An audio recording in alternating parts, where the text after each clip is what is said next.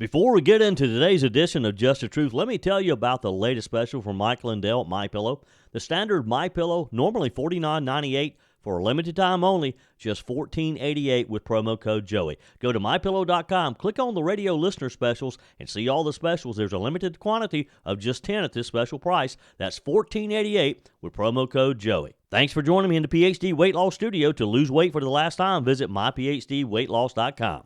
8 wildfires are burning in the Los Angeles County area, including the Pacific Palisades and Sylmar neighborhoods of Los Angeles, and another near the city of Pasadena.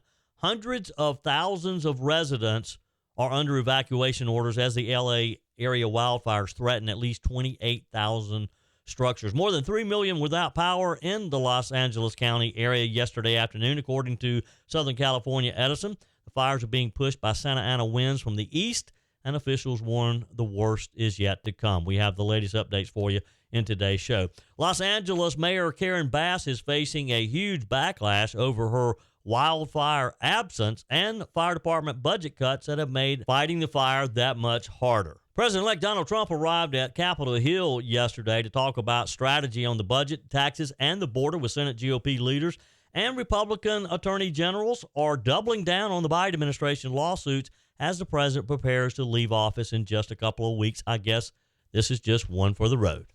I told you we'd be back. And ye shall know the truth, and the truth shall make you free. It's Joey Hudson. I wanted to name it the Joey Hudson bill, but, they don't allow you to put names on bills. But I wanted to call it the Joey Hudson bill because I know that one's been near and dear to you for a number of years. That's how it's done. Let your voice be heard. And the truth shall set you free. Here's Joey Hudson. President-elect Donald Trump paid a visit to Capitol Hill yesterday to meet with Senate Republicans and their leadership to gear up for his second term. We have the details for you. But first, the Los Angeles area is grappling with a relentless fight against 6 raging wildfires. It is amazing. It's fueled by intense Santa Ana winds, dry conditions. These fires have already forced thousands to evacuate, and there's no signs of containment yet. It is sad to watch. The fires, Palisades, Eaton, Hearst, Olivas, Lydia, and Woodley, erupted Tuesday night and have since scorched over 25,000 acres combined. The largest, which is the Palisades fire, has engulfed over 15,000 acres alone, leaving neighborhoods looking like something out of a war zone. It is horrible. Over 30,000 residents have been ordered to evacuate, with shelters opening across the region, including gyms, places of worship. The Pasadena Convention Center, Captain Kelleher of the Los Angeles Fire Department, Sheila Kelleher, described the conditions as dramatic and devastating, with winds gusting up to 100 miles per hour. The winds are not just fanning the flames, they're also grounding critical firefighting aircraft, leaving crews to rely on inadequate residential water systems, which is another story in itself. But for those who've stayed behind, officials say the danger is real. The fire captain explained how residential water systems can't support the demands of a prolonged firefight, and without air support, the battle becomes even tougher. Crews from across California, even from out of state, we're told, are answering the call for help. Reinforcements are expected to arrive today and tomorrow and over the weekend. Kelleher stressed at the importance of mutual aid, saying that when the call goes out, other agencies step up. But the fight's far from over. The Eaton fire has already consumed over 10,000 acres and could grow if winds don't die down soon. It's like it's the perfect storm. They have dry conditions, these wind gusts of 100 miles per hour, just fanning the flames, and they're running out of water. It's the craziest thing I've ever seen. Exhausted crews are battling the flames. Some firefighters working 48 hours straight. Officials are asking residents to check with California Fire Resources online and evacuation updates and shelter information. And one thing that is interesting that I never thought about, but you see in some of the footage from some of the networks, you see cars just lined up and down the road.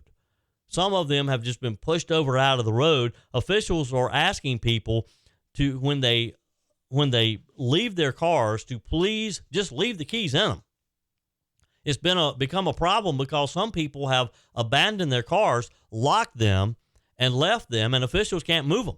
So they're literally having to take tractors and just push them out of the way. You know, there's a long list of reasons why these fires should not have taken place. Had Gavin Newsom and the liberals running California been more focused on taking care of Californians than worrying about people in Ukraine, they literally Los Angeles sent firefighting equipment to Ukraine because that was the thing to do among the Democrats. Now they need that equipment to fight their own fires, to save their own lives. And Los Angeles Fire Department has a history of DEI hires, and particularly in leadership positions. There'll be plenty of time to discuss the idiocy of the left once the fires are out and people are safe. But there's going to be a lot of questions for Gavin Newsom to answer. And this might be the beginning of the end for the California governor. President-elect Donald Trump was on Capitol Hill yesterday. A meeting with Senate Republicans to gear up for his second term in office. The president-elect's meeting with GOP senators, including leadership and members of the Republican Policy Committee, it really shows you the push that he's going to make to get his administration's agenda through quickly. Here's some of the things that they talked about. Trump emphasized his desire for a single, powerful reconciliation bill addressing key priorities. Now, this is the first debate that's come up because some legislative leaders have said that they would rather do this in 2, maybe 3 bills, tackling border security first, rather than doing one large bill with all of it in that will take them through the spring to get it done. Of course, the priorities is border security. They're going to renew and expand the Trump-era tax cuts. They want to eliminate taxes on tips. And energy independence. Policies aimed at bolstering American energy production. Those are the 3 items that are top on the list and that they want to get in this bill quickly. Trump on Truth Social called for quick and unified Republican action to deliver these legislative victories. He vowed to use tariffs and other measures to offset revenue losses from the proposed tax cuts. Now, discussion was focused on the reconciliation process, which allows passage of budget-related legislation with a simple majority, bypassing the 60-vote filibuster threshold. This is going to be a tightrope walk here. Senate Majority Leader John Thune's initial plan for 2 separate bills, one on the border security and one on taxes, conflicts with what President Trump said yesterday, asking members of the GOP leadership to lump all of this into one big bill. Thune's initial plan was to have 2 bills, one on the border security, another on taxes. Of course, Trump yesterday made it very clear he wants a large bill. He keeps talking about this massive bill. Senate Republicans, including key senators like Shelley Moore Capito of West Virginia, Bill Cassidy of Louisiana, they expressed support for working collaboratively to advance Trump's agenda. Cassidy stated, "It's important that we work together to pass a conservative, pro-America agenda." Yes, it is important, Senator. It's actually, you don't have a choice because the American people gave Trump a mandate. They sent you a message to do just that.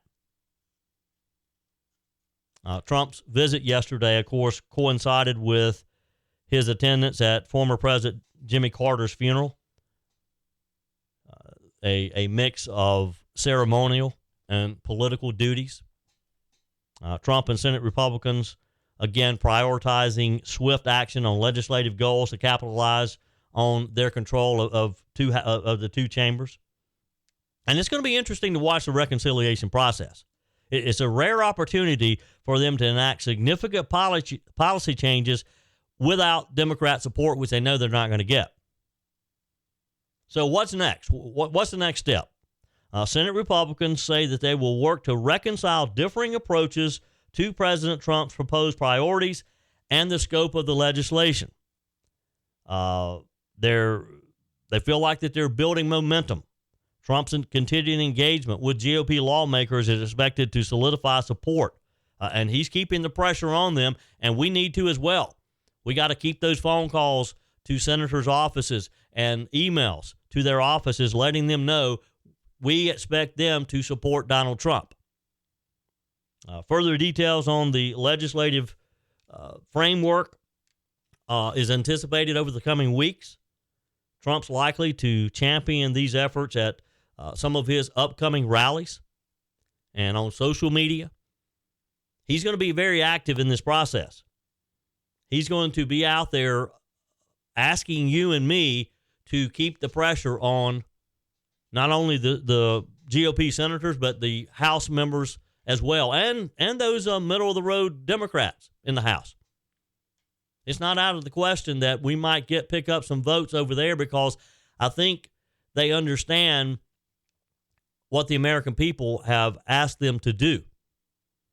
And you get a Democrat who's in a congressional district that is more center than some of the left-leaning ones, they could be in trouble in the midterms. I think we saw a glimpse yesterday of just how involved Donald Trump is going to be in the coming weeks and months to push his legislative agenda through the U.S. Congress. Your comments are welcome on the Furman Ford text line, 864-477-JOEY. That's 864-477-5639. Emails always welcome, joey@joeyhudson.com. There's a lot of talk about making America great again, and it begins with making America healthy again. Dr. Ashley Lucas and her team at PhD Weight Loss are at the forefront to educate and guide you to be your best self. The millions being spent in propping up Big Pharma are astounding, only to create long-term dependency and harmful side effects. Let's take a natural approach that isn't connected to a pharmaceutical company's bottom line. The coaches at PhD Weight Loss will show you how. The entire program is centered around science and nutrition, a proven roadmap that has helped over 8,000 clients lose over 331,000 pounds. You'll learn what to eat and when, how to quiet cravings, and finally get rid of that belly fat. Plus, you'll never take a medication. How many pounds would you like to lose in 2025? Do it the natural way with PhD Weight Loss, here to lead the charge to make America healthy again. Call PhD Weight Loss and schedule your consultation. 864-644-1900. That's 864-644-1900, or go to myphdweightloss.com. One other quick note on the California fires from yesterday. While touring the wildfire damage and standing next to California Governor Gavin Newsom, President Joe Biden made some off-topic remarks that are grabbing quite a bit of attention, and not in a good way, as you might imagine. Now, let me set the stage here. Joe Biden was there to address the disaster, sign a declaration, and provide federal aid. He said, quote, "We're prepared to do anything and everything as long as it takes to contain these fires and help reconstruct, make sure that we can get back to normal." But what followed was another example of Joe Biden's inability to stay focused on the crisis at hand. Instead of sticking to the topic, Biden veered off script, announcing that he had just become a great-grandfather. Yes, folks, right in the middle of a briefing about a deadly wildfire, Joe Biden starts talking about becoming a great-grandfather. Now, being a great-grandfather is a big deal, and it should be celebrated, but there's a time and place, right? People are losing their homes. 2 lives have already been lost, and over 30,000 Californians have been evacuated. This was a moment to show leadership, to focus on the people affected, and Joe Biden completely dropped the ball again. I keep asking the question, why do they let him go out to these things? Why doesn't Dr. Jill just keep him in the White House? There was no reason for him to be there, other than he wanted to ride on Air Force One yesterday. Now, Governor Gavin Newsom, as President-elect Trump calls him, the smelt protector, Trump took to Truth Social yesterday, called out Newsom for prioritizing environmental policies over the needs of Californians. He reminded everyone of Newsom's resistance to redirect water to the Central Valley, a decision tied to protecting the endangered smelt fish. The smelt fish is like a minnow. It serves no purpose. You don't eat it. Trump put it bluntly, saying he wanted to protect an essentially worthless fish called a smelt, but didn't care about the people of California. Now the ultimate price is being paid. And here's the kicker. Fire hydrants across Los Angeles County literally are running out of water. There's not enough water in a state that's been embroiled in water mismanagement controversies for decades. They're running out of water. It's hard enough that firefighters are having to work 48-hour shifts and they don't have the water to fight these fires. This is what happens when you prioritize woke environmentalism over practical solutions. You get a municipal water system that can't even support fire hydrants during a wildfire. Kristen Crowley is the Los Angeles fire chief who described the conditions as unprecedented. She said, quote, "We knew there was a significant threat from the Pacific Palisades fire because of the high winds."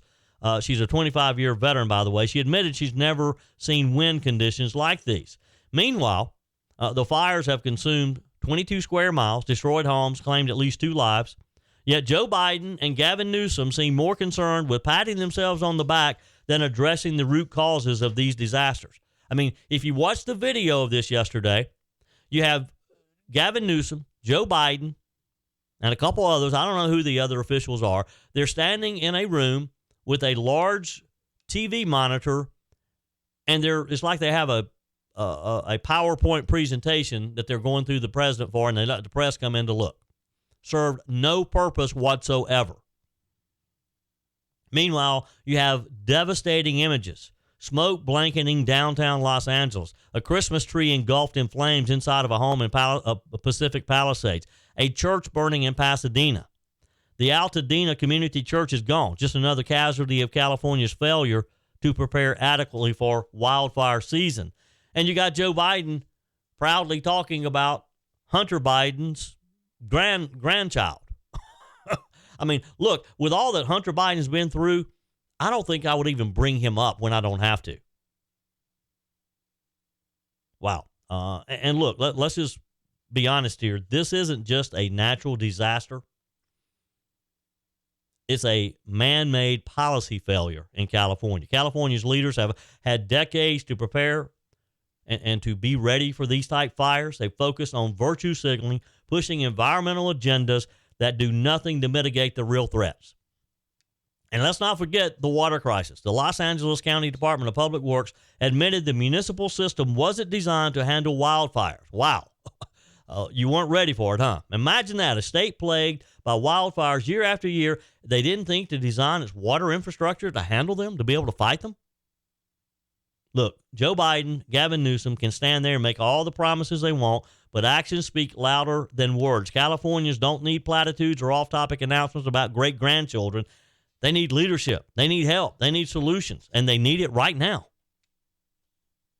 In the final days of President Joe Biden's administration, Utah Attorney General Sean Reyes and Texas Attorney General Ken Paxton, along with 13 other Republican-led states, including South Carolina, Alan Wilson, have filed a lawsuit challenging new federal energy-efficient housing standards.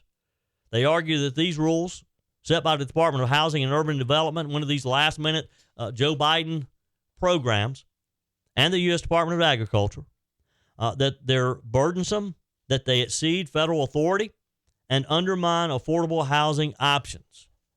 They never think about these things. Just like the water heater ban that Joe Biden announced earlier in the week.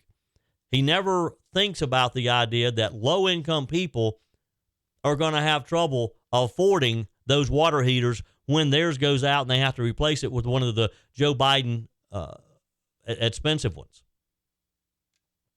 This coalition that is suing the Biden administration, joined by the National Association of Home Builders, says that the standards impose higher upfront costs on homes, limiting choices for buyers during an already challenging economic period and already period of time when housing is just unaffordable.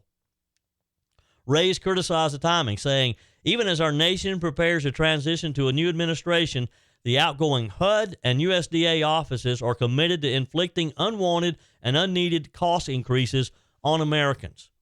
It's like they want to inflict as much pain as they can before they leave. The lawsuit claims that the administration relies on private organizations like the International Code Council to set standards beyond what Congress has intended. The lawsuit also argues that the rules raise housing costs, contradicting the Biden administration's claims of long-term savings through energy efficiency. I mean, again, this is the latest in a series of legal challenges by Republican attorneys general. There's been a number of them during the Biden administration. Mr. Paxton, a vocal critic, noted that this marks his 103rd lawsuit against the administration, stating it's necessary to curb executive overreach. And I agree with that. We've got to stop presidents using executive authority to usurp the legislative process. And that includes Donald Trump as well. That includes a president, I don't care what party you're in. Presidents should not be making policy through executive orders. Now, Donald Trump, he's going to sign a bunch of executive orders in just a couple of weeks to undo what Joe Biden has done. But I do hope that the idea of limiting executive authority, I hope that's something that President Trump will address during his 4 years in office. Earlier in the week, Joe Biden signed an executive order banning new drilling across 625 million acres of U.S. coastal and offshore waters. This move, of course, has faced swift backlash from critics, including President-elect Donald Trump's team, which vowed to reverse the policies upon taking office. We just hope that he can.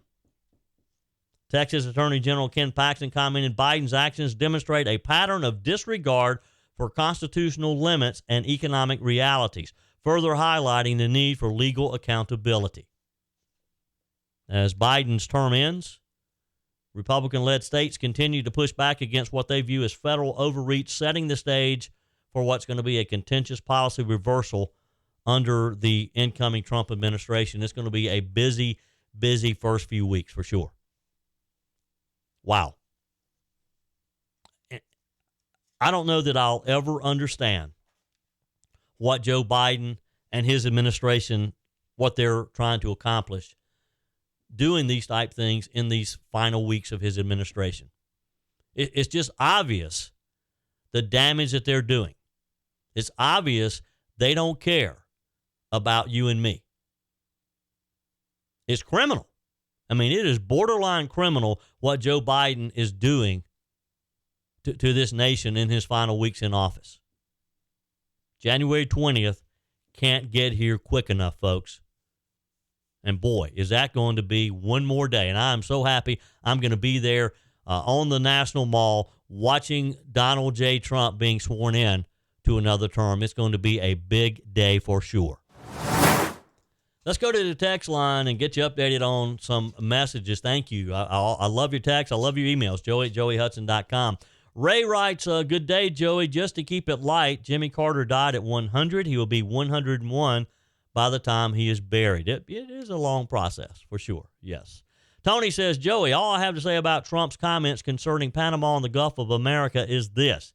He is doing exactly what he was elected to do, make America great again. Texter, Joey, I don't know how any red-blooded American could see any good in Joe Biden. He and his handlers have all but destroyed our beautiful country and have lined their pockets at the security risk of our country. If I were in control, Biden would be tried for treason. Just heard a rep from Tennessee telling the astronomical amount of money that Biden committee has paid the Taliban each month. And the Dems think they should have been given 4 more years. They really thought Americans were brain dead for sure. But we showed them January the 20th can't get here soon enough. You're so right. For sure. Texter says, Jerry. Jerry has a good question here. Jerry says, is Facebook going to let all those previously censored messages finally go through? This in response to yesterday's announcement by Mark Zuckerberg that he is making a total overhaul of how Facebook monitors what you and I write, our post. He's firing what he says is a third-party group that up until now has been responsible for monitoring our comments. He's moving the whole operation to Texas. Christie says, I think Trump needs to discuss how he will be helping the American people be able to live better, afford medicine and food, and keep these headlines of Greenland, Panama Canal, etc. to a minimum. The average American probably doesn't have much of a clue about these things. They just know that bread is higher, milk is higher, medicine is higher. Start with a little picture of the day to day, then go to the big picture of the world info. Just my opinion. Thank you, Christy. Jordan writes, that's good news about Facebook getting back to free speech, but what about those of us who got lifetime bans for spreading the truth?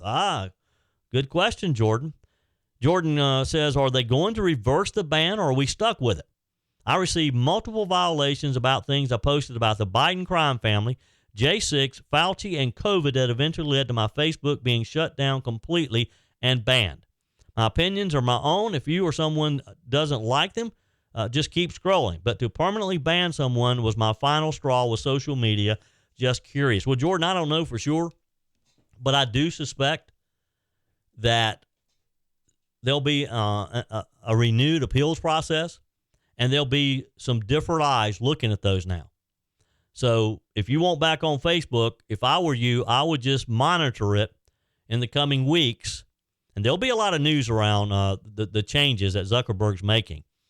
And I think you'll probably have another opportunity to appeal and might be able to get your account reinstated. Mr. Thomas in Morganton, North Carolina says Mark Zuckerberg is scared out of his mind, and the only reason why he's doing this now is because he's scared that the red wave is going to crush Meta if he doesn't start backpedaling fast. I believe that he wants nothing to do with freedom of speech. You may be right, but I do think he got the message that Americans are tired of their voices not being heard or trying to be silenced. And he's a businessman. So I guess he figures that if he's going to stay in business, he's got to get with the program. I think it's just crazy. I think it's hilarious that he gave $1 million to Trump's inauguration. And that he ran down to Mar-a-Lago to court Trump. Scott from Toccoa writes on the text line, on the Panama Canal, I was about 10 years old when Carter gave it up. I remember even as a child, I thought that was a bad idea, but I also vaguely remember there was a lease involved that had run out, and that was the reason Carter gave it up. It was promoted as he didn't have a choice. I need to research that. I don't really remember the exact circumstances on why or how Carter felt compelled to give up the Panama Canal.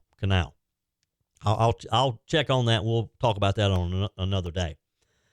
Los Angeles Mayor Karen Bass returned from Ghana yesterday amid fierce criticism for her absence as wildfires have ravaged her city.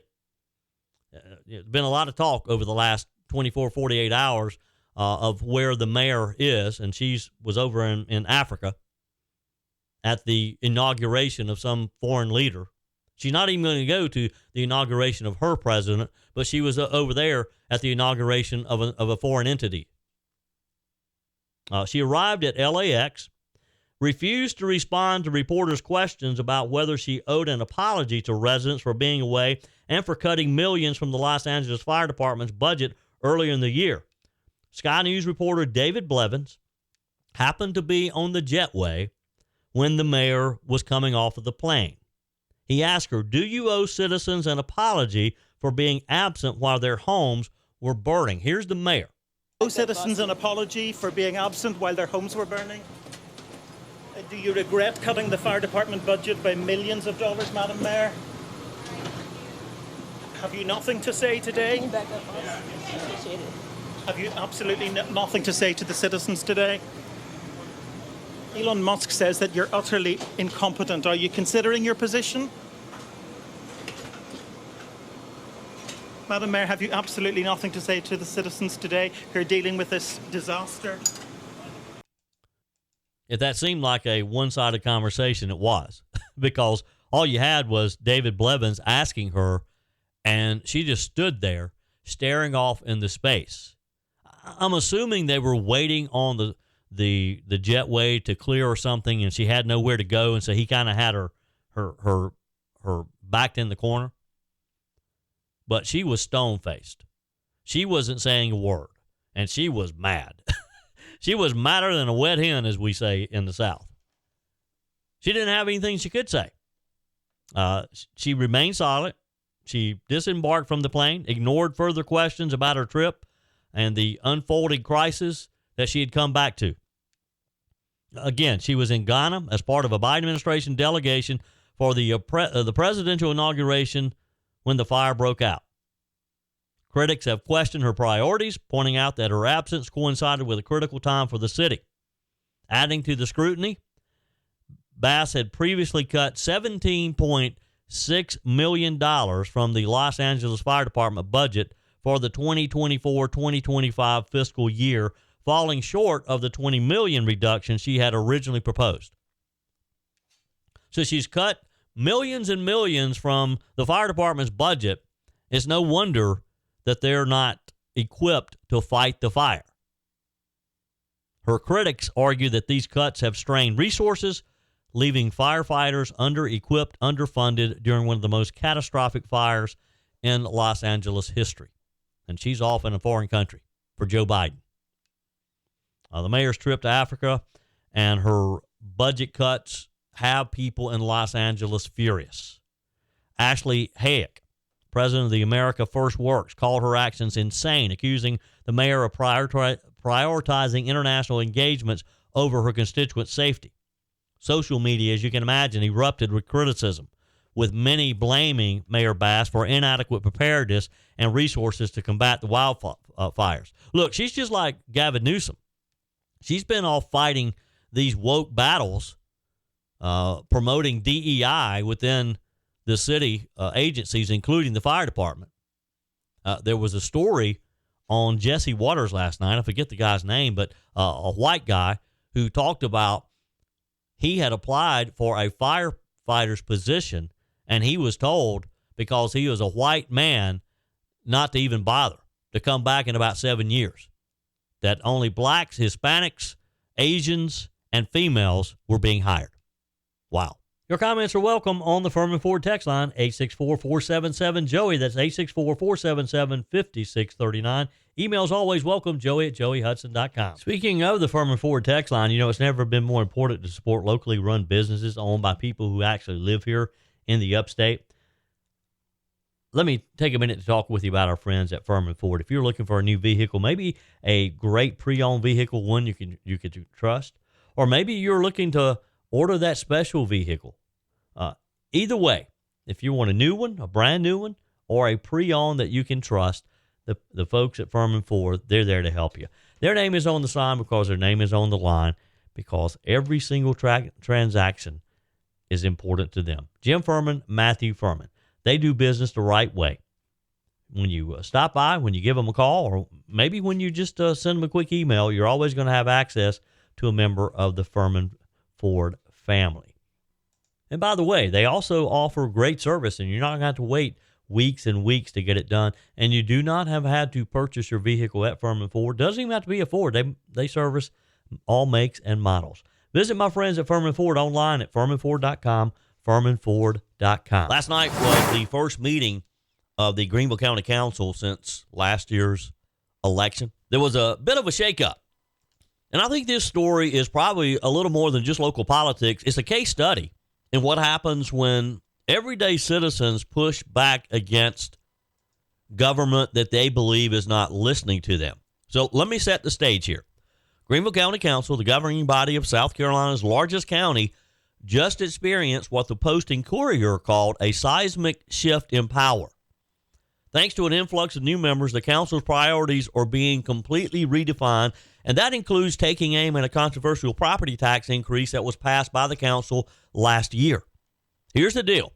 In 2023, the council narrowly approved a property tax increase, the first in 30 years.